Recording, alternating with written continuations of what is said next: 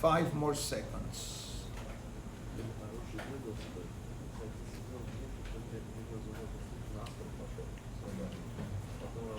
Good morning, Kahal Kadosh. Beruchim Abayim to everybody. Today, Thursday, the 13th day of Menachem Av. Today's class and breakfast graciously sponsored by our member Elias Sabag and family, La'ilui Nishmat, his beloved father, Haim ben Zahie, alav shalom, and as well as La'ilui Nishmat, his nephew, Ilan ben Ronit, alav shalom, that regretfully perished at the tragedy of the Surfside a building 3 weeks ago. The Neshamot have an aliyah in Gan Eden.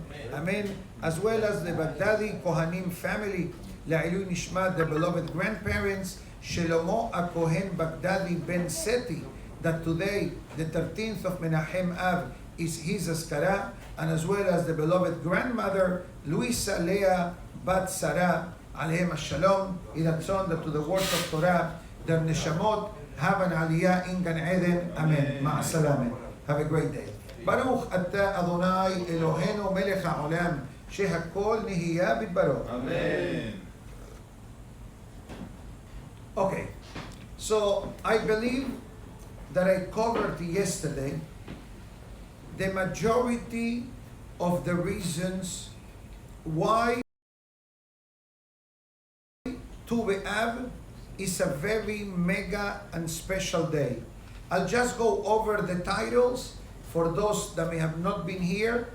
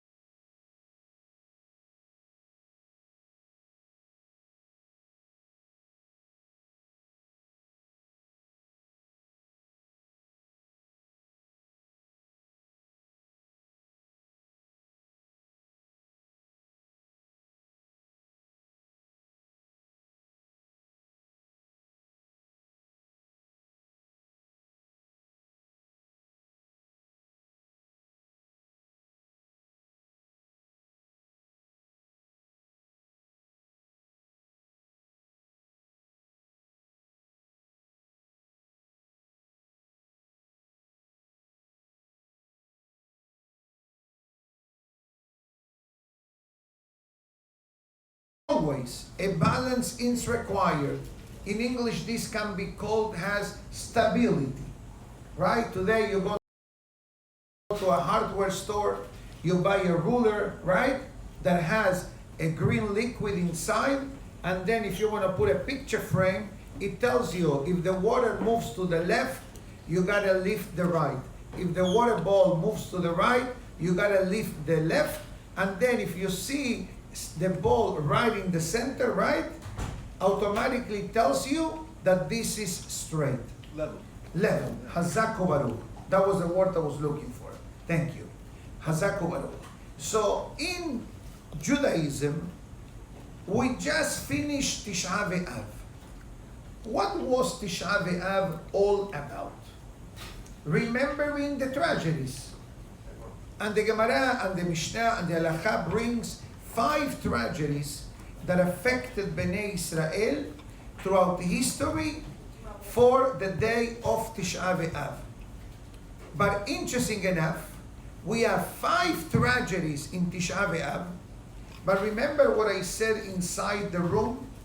That always Rahamim, compassion, and Hashem's blessings must exceed judgment. So the 5 tragedies are a branch of judgment. The 6 miracles is a branch of compassion. So in Tisha B'Av, we mourn for 5 reasons. On Tu B'Av, we celebrate 6 reasons of salvation. But not only that, our Hachamim tell us that the day of Tu B'Av is the remedy for Tisha B'Av. What does it mean, the remedy? Remember the famous Gemara that discusses the reasons why Bet HaMikdash number 1 and Bet HaMikdash number 2 were destroyed. The first Bet HaMikdash was destroyed for Am Israel regretfully being involved in 3 basic capital transgressions: immorality, murder, and idolatry. What else happened in the second Bet HaMikdash? Why the second Bet HaMikdash was destroyed? Anybody would like to give me the answer? Hazak Baruch. Excellent answer. Baseless hatred. Sinat Ahim. There was animosity between the brothers. And when I mean the brothers, I don't mean necessarily brothers, biological brothers, among Am Israel. Among Am Israel, there was a lot of dislike between the people. And when we say Sinat Hinam, what does it mean? It means baseless.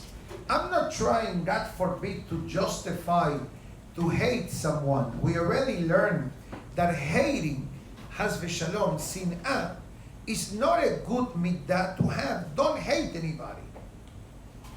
Sometimes people, when they talk, I hate this food. How can you hate something that God created? You don't like it? That's a whole different story.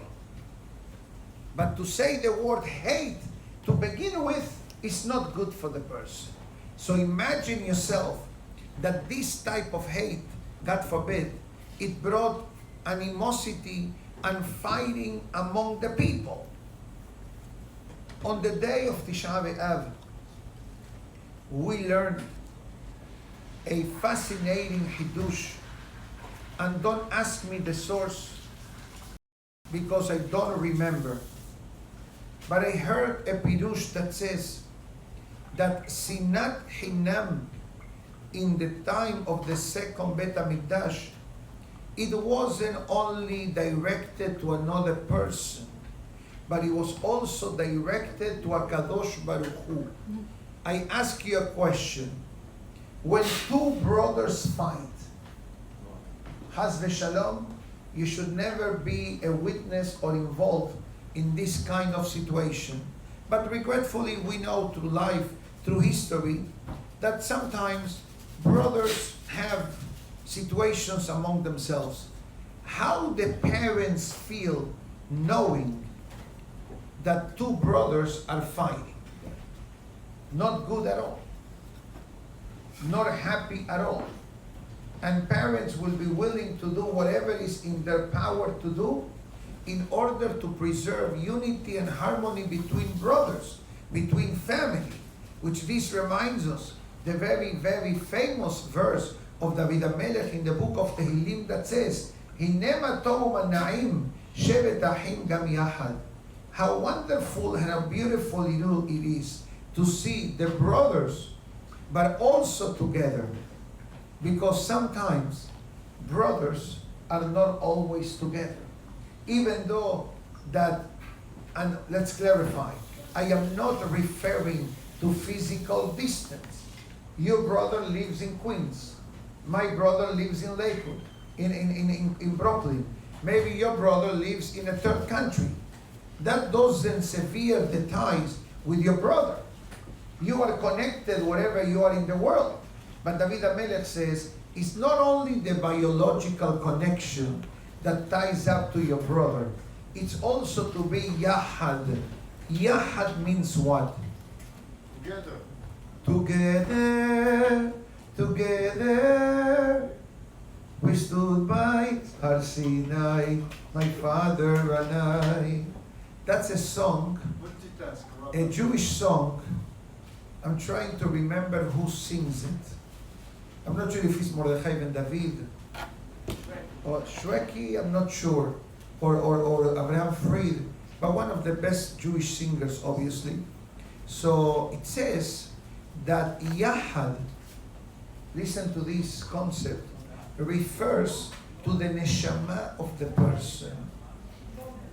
The neshama of a Yehudi has 5 parts: nefesh, ruach, neshama, haya, yehida. The 3 first words are connected more to the physical life. Haya, between the heaven and the earth, and the shamayim, and the earth's shamayim ba'aretz. Yehida is closer to HaKadosh Baruch Hu. So when David HaMelech says, Shevet Achim Gam Yahad, it says it's not only about the biological connection between people, because we are brothers.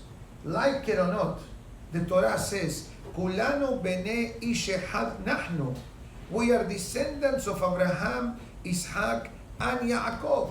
That we may have been born in a different country, that's all different story. That's the reason of Galut. You were born in Manchester, right? And you were born where? Afghanistan. Can you imagine? Afghanistan. I was neighbor. You were in Kazakhstan? Uzbekistan. Neighbor with the And you, what about you? Uzbekistan as well. What about you?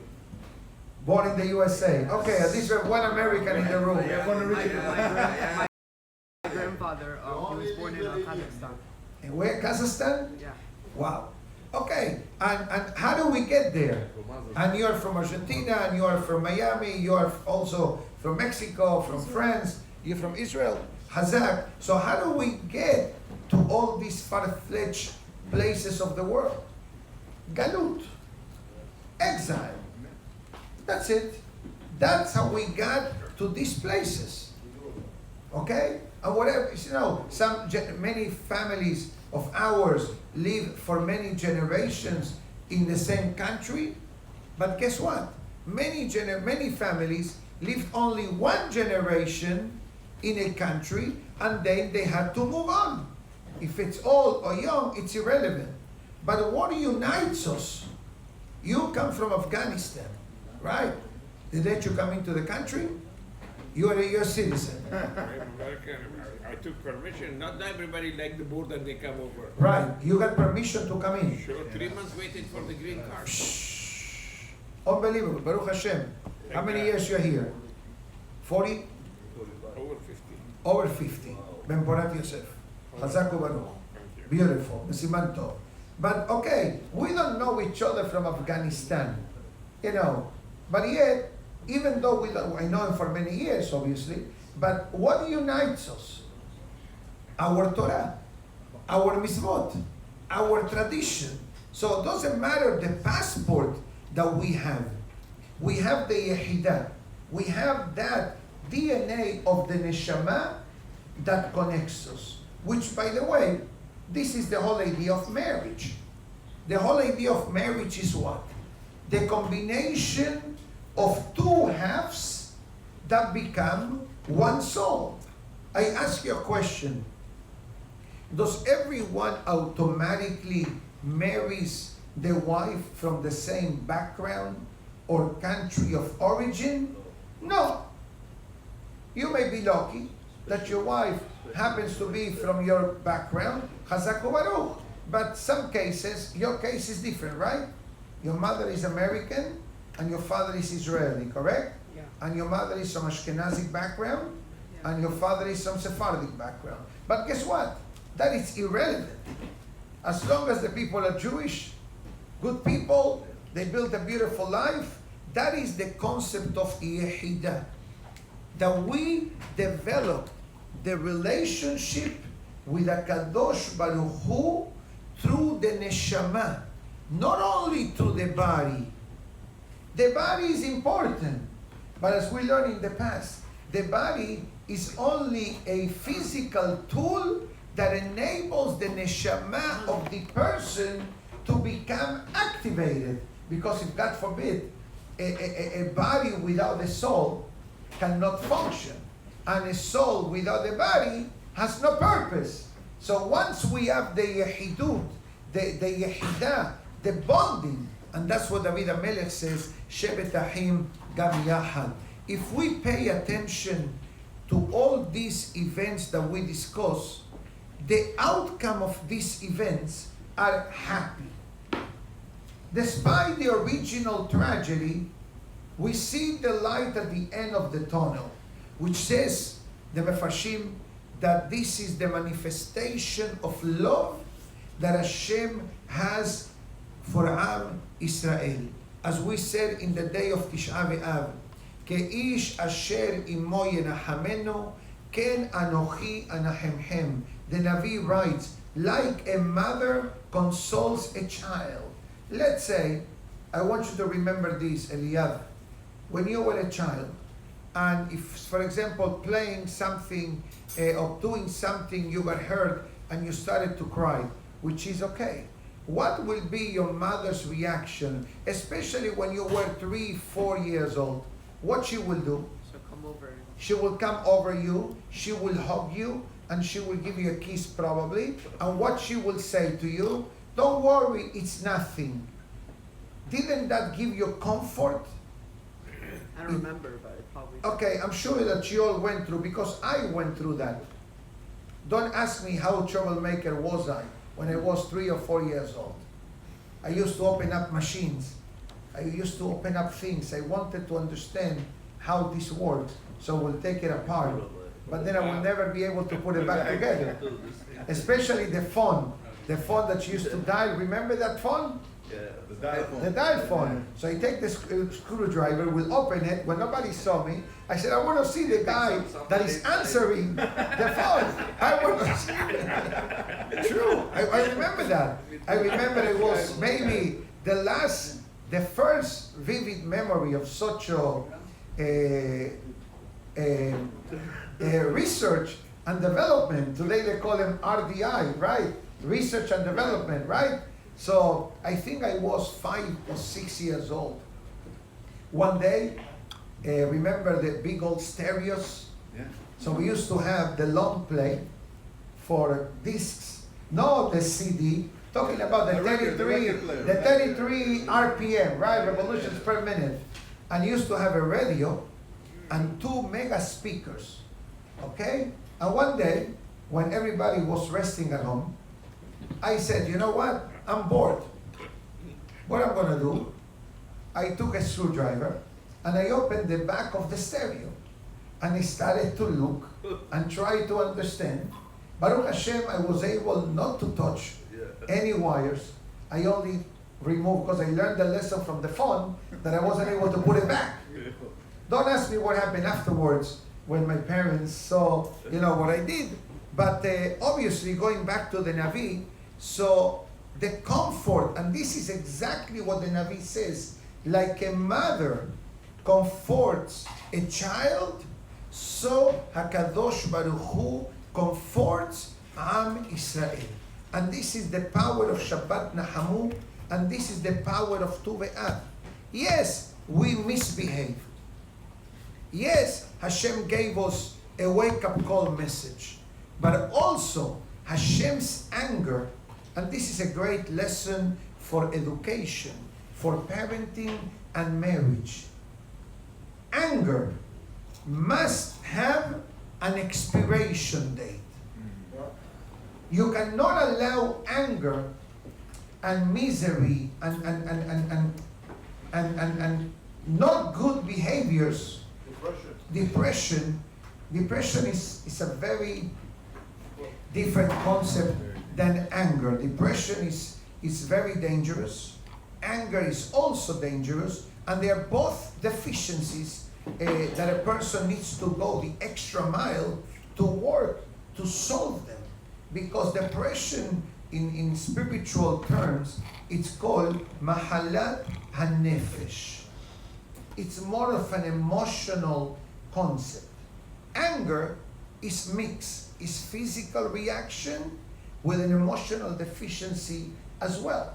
But both of them, each one on their own way, require attendance. You cannot ignore, God forbid, either one of them, because it does take a toll on the person.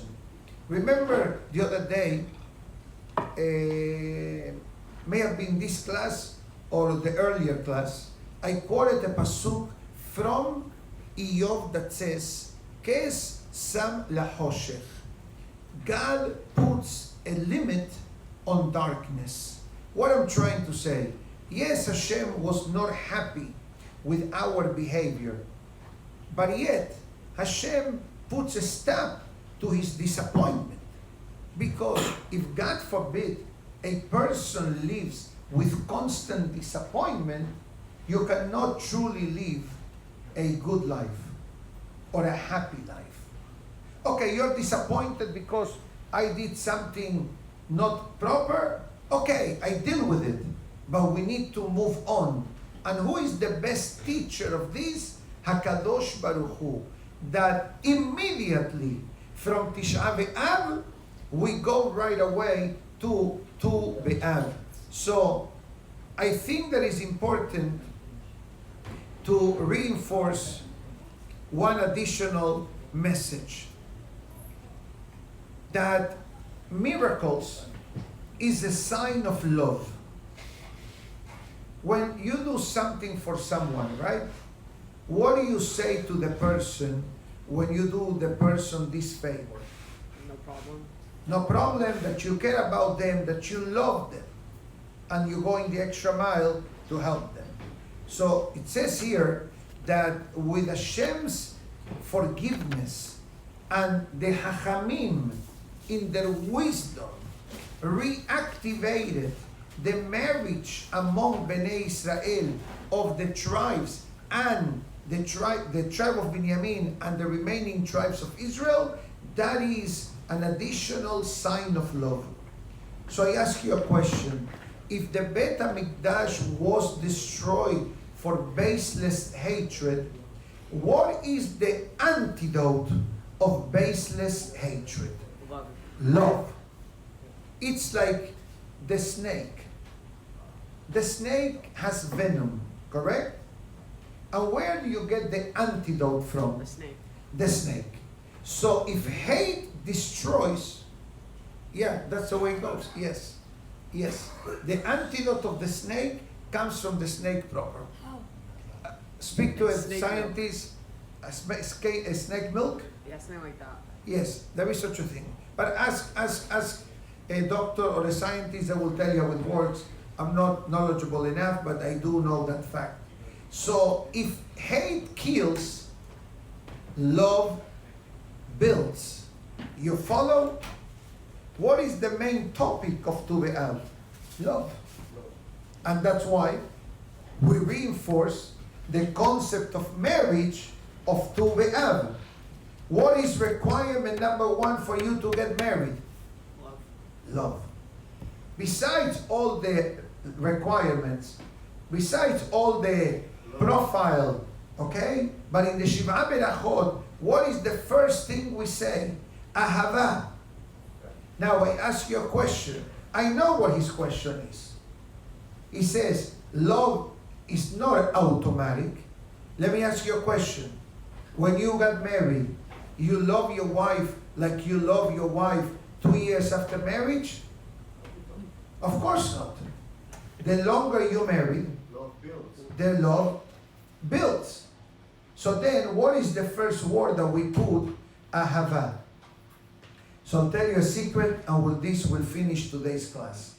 I apologize, we are in super overtime, but we did start it later than usual due to the tefillah. But Be'ezat Hashem, once Selichot starts in 2.5 weeks from now, your minyan, the 8:30, will move back to 8:15.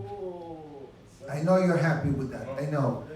Yes, Be'ezat Hashem, and our viewers of iTorah will be able to see me on a timely manner. I apologize in advance. Sometimes I start later than 9:15 or 9:20. Selichot will be a minyan at 7 and the other minyan at 5:20. So, Be'ezat Hashem, do your best. So, you know the word ahava in Hebrew means love. What's the numerical value of the word ahava in Hebrew? Aleph, He, Bet, He, 13. 13. What is the numerical value of the number of the word ehad in Hebrew? 13. So when you look at your wife as one, it activates love. And if you have love from the husband to the wife, hopefully, or most likely guaranteed, reciprocity. The wife will love the husband. So you have love and love. So if love one time is 13, how much is love times 2? 26. And what is 26? Hashem's name. So love, it brings godliness into the marriage, but not as simple as I said it. You know what the Talmud says? Shekhinah sheruya benehem. God dwells between them. Let's make believe that I'm standing here. And let's say that my wife is here. Okay? She's next to me. Where is God? In the middle. Holding both of our hands. That's the meaning of Shekhinah sheruya benehem.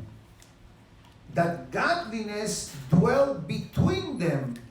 The Talmud didn't say alehem, above them, or letziddehem, to their side, but the Gemara says benehem, between them. One more. Let's dissect the word ahava. Aleph, right?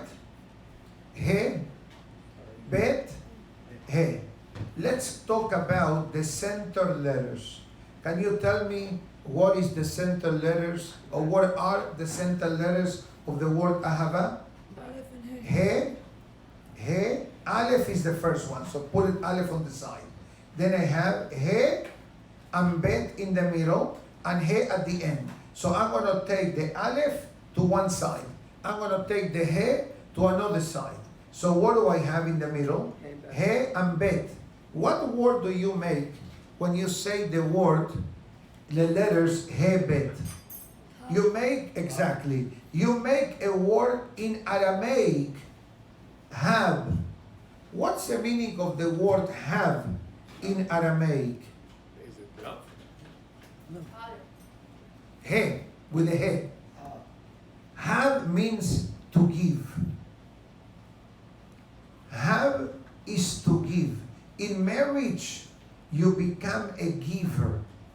And if you give, the more love, respect, attention, honor, compliments, warmth, etc., what's going to be the reaction? Comes back. Vena tenu. You give, and will you receive back? That's why we'll finish today the topic of Tu B'Av. Be'ezat Hashem, on Shabbat, perhaps we'll discuss a few more details, but I think that for this week, we finish Tu B'Av. So tomorrow, Be'ezat Hashem, we're going to be able to concentrate in this week's Perashah. Perashah Beit Hanan, the 515 prayers that Moshe Rabbeinu prayed, the Aseret HaDiberot, these 10 commandments. This Shabbat, Rabotai, is a mega power Shabbat. Shabbat Nahamu, the 10 commandments, Tu B'Av. Beautiful, beautiful, beautiful. But I'd like to finish with the following. Our rabbis encourage us all to pray this particular Shabbat for shidduchim, for marriage.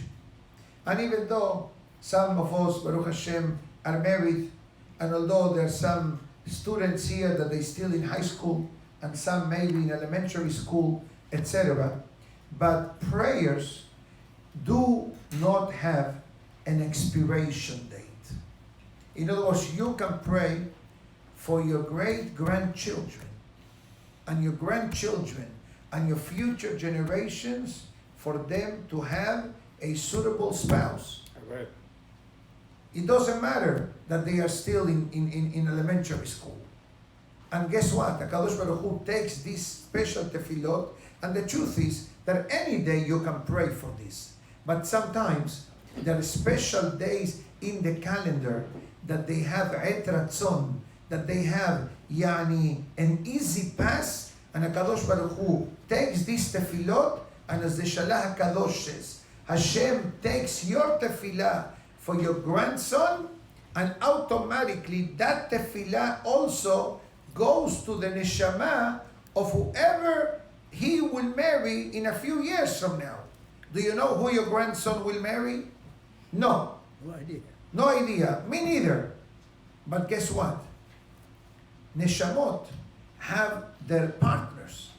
It's just a matter of facilitating the transition for them to somehow meet each other and to be able to build a Beit Ne'eman Be-Israel. So I encourage everyone this Shabbat Kodesh to take a few minutes for your personal private prayer, to pray for those that are married, to have beautiful Shalom Bayit, for those that are single, to have for Shidduchim, and those that are married and have Shalom Bayit, pray for it to continue, and also pray for your future generation. So once again, we express our gratitude to Elias Sabag here present and the Baghdadi family for graciously sponsoring today's class. Have a great day, everybody. We're going to say Kaddish, and we're going to let you go. Baruch Adonai Le'olam. Amen ve'amen. Rabbi Hananiah ben Akashia omer רצה הקדוש ברוך הוא לזכות את ישראל לפיכך.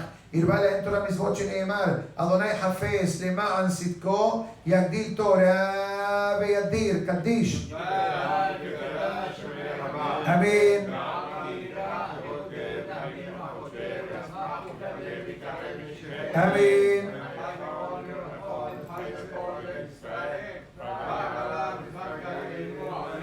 אמן. יהי שמי רבם מברך לעולם לעם יעמיה יתברך.